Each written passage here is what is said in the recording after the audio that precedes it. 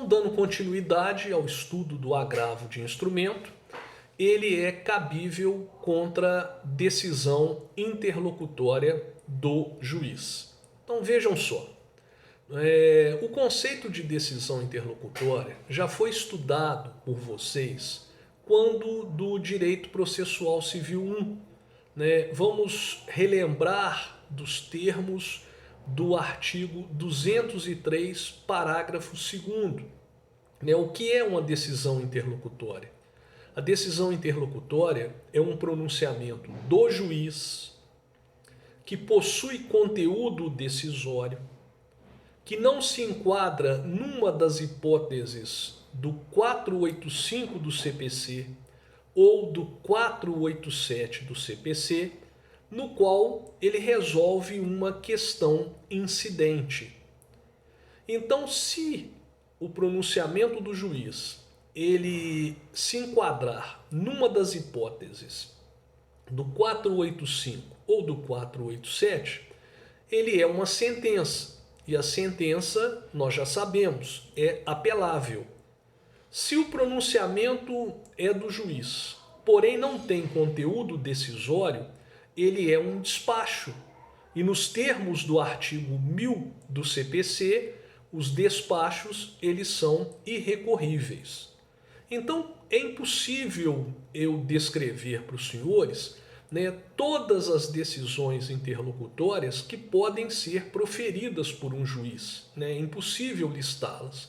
Isso depende do caso em concreto, depende do momento, da fase do processo.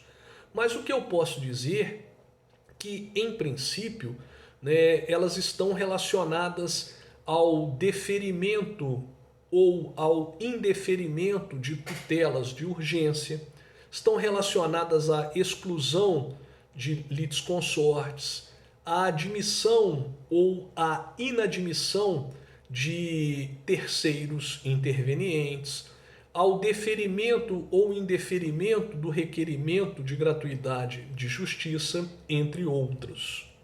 O que é importante os senhores saberem é que uma decisão interlocutória ela é da autoria do juiz, de primeiro grau de jurisdição. O pronunciamento de um membro do tribunal, um pronunciamento unipessoal, não pode ser, sob o ponto de vista técnico-processual, considerado como uma decisão interlocutória. Então, o pronunciamento unipessoal de um membro do tribunal, como por exemplo de um desembargador relator, é denominado de decisão monocrática. E é muito importante que nós saibamos as diferenças entre a decisão interlocutória do juiz e a decisão monocrática de um membro do tribunal, principalmente para efeito de recorribilidade, tendo em vista que os recursos cabíveis contra esses dois tipos de pronunciamento são distintos, são diferentes.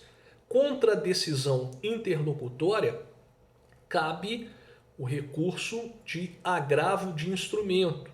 Contra a decisão monocrática, cabe o recurso de agravo interno. Então, os recursos cabíveis, eles são diferentes.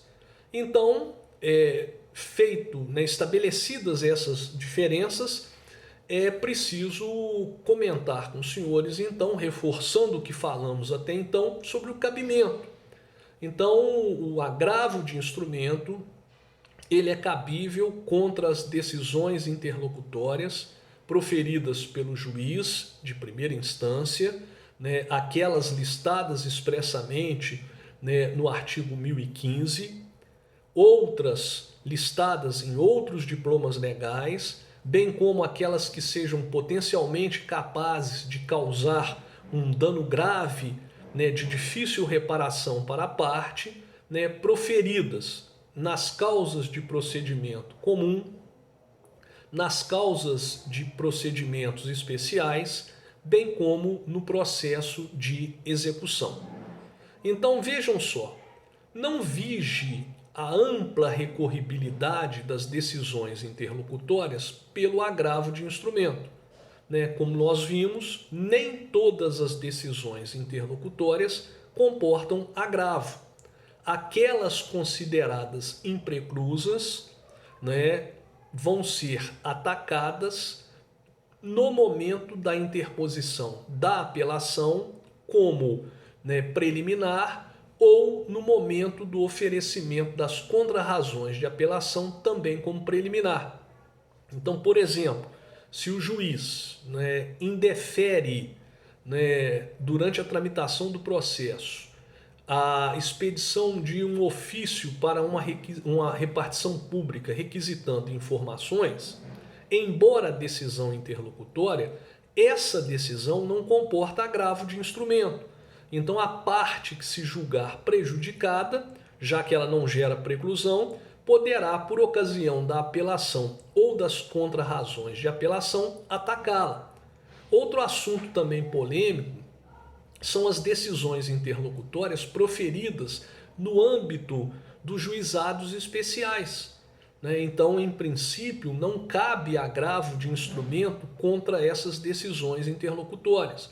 Então, a solução encontrada pelos advogados das partes, já que não cabe o agravo, é a impetração de um mandado de segurança. Porém, a Lei 10.259 de 2001, que implantou os juizados especiais no âmbito da Justiça Federal, prevê expressamente, assegura expressamente o direito de recorribilidade das decisões interlocutórias de natureza cautelar. Então vejam só, por força desse dispositivo, há quem sustente que desde que a decisão interlocutória ela tenha natureza cautelar, independente de ser proferida nos juizados especiais locais ou nos juizados especiais federais, elas podem ser atacadas pelo recurso de agravo de instrumento. Ok? Na próxima videoaula nós comentamos a respeito das questões incidentes, da tutela cautelar e dos despachos agraváveis.